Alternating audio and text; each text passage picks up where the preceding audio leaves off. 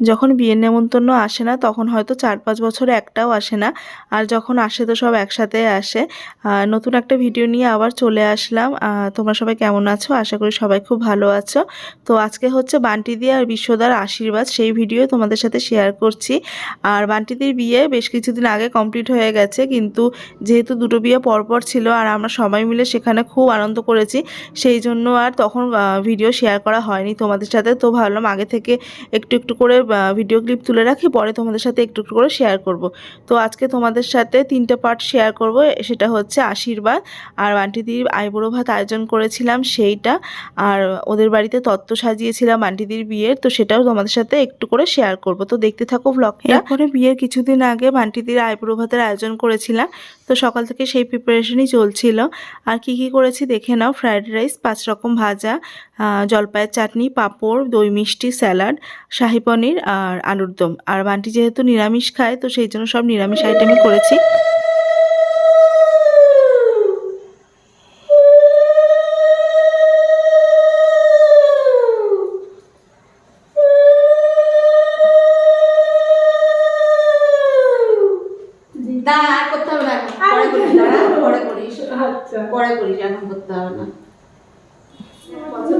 সবাই আমার জন্য ব্যাগ কেনে।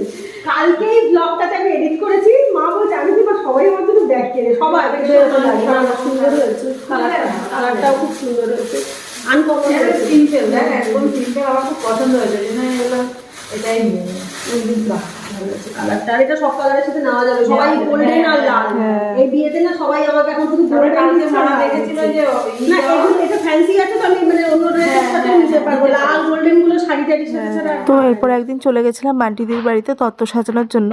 বান্টিদির শার্টগুলো আগে থেকেই সাজিয়ে রেখেছিল, আর শাড়িগুলো আমি পরে গিয়ে সাজিয়েছি। তবে সব শাড়ি সাজানো হয়নি, 4-5টা মতোই করতে পেরেছিলাম, কারণ একটু সুন্দর করে ডিজাইন করে করতে গেলে একটু বেশি সময় লেগে যায়। তো সেই জন্য রাত 11টা বেজে যাওয়া, আর কিছু করা হয়নি। তো আজকের ব্লগটা এখানে শেষ করছি। আর ভালো লাগলে অবশ্যই লাইক করো, চ্যানেলটাকে সাবস্ক্রাইব করো।